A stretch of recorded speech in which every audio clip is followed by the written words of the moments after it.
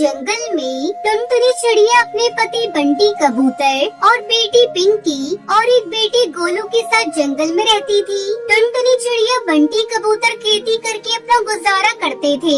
बंटी कबूतर अपने खेत में हर प्रकार की सब्जियां और फसल उगाया करता था और उन्हें शहर की मंडी में अच्छे दामों पर बेच देता था।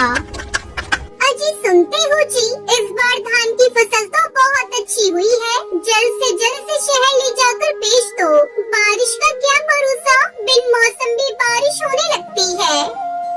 तुम ठीक कहती हो, जल्द ही मैं अपनी फसल को ले जाकर शहर की मंडी में बेच दूंगा। तुम चिंता मत करो, बस बच्चों पर ध्यान। पति धान की फसल काट कर खेत में ही छोड़ देता है और खाली खेत में सब्जियों की बुआई करने लगता है। इसी तरह कुछ दिन गुजर जाते हैं। एक दिन गांव का कालू किसान उनके पास आता है।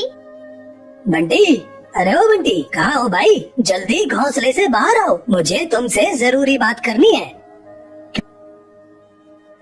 क्या बात है कालू भाई, कौन सा जरूरी काम है? बताओ, मैं उसे पूरा करने की कोशिश करूंगा। बंटी भाई, बस आपसे यही कहना था, अपनी फसल के साथ मेरी भी फसल शहर में बेच देना। ठीक है कालू भाई, मैं 1-2 दिन में अपनी फसल बेचने जाऊंगा तो तुम्हारी भी फसल बेच दूंगा।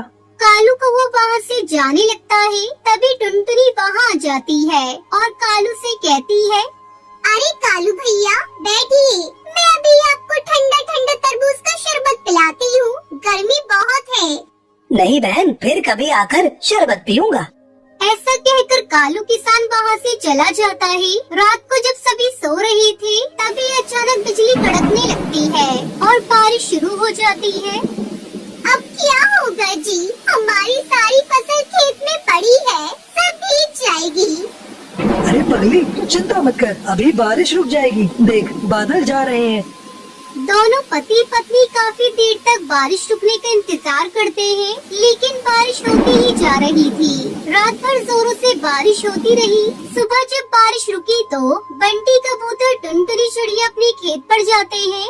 वहाँ का नजारा देखकर दोनों पति पत्नी जोर जोर से रोने लगते हैं। सारे खेत में पानी भर गया था और उनकी फसल पूरी तरह से पानी में डूब चुकी थी। हे भगवान, ये तूने क्या कर डाला? सारी फसल बर्बाद हो गई। पता नहीं हमारी फसल को किसकी नजर लग गई।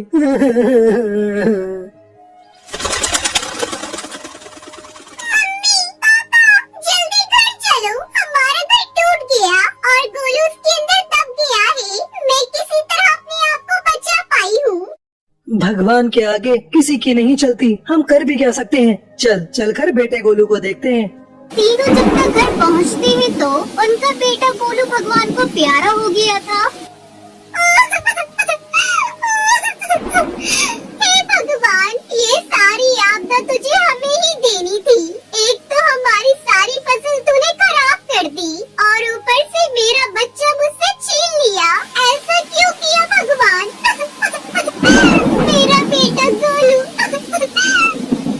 बंटी कबूतर टुनटुनी को चुप कराता है और वही पत्थर के किनारे कुछ लकड़ियाँ जलाकर आग जलाता है और कुछ दिन बारिश के मौसम में वही गुजारते हैं। फिर कुछ दिनों में जंगल का पानी उतर जाता है। टुनटुनी चिड़िया अपने कलेजे पे पत्थर रख कर फिर से अपना नया घोंसले डाल पर बनाती है और अपने बेटे के गम को भूल कर किसी तरह अपने परिवार के साथ रहने की कोशिश करने लगती है।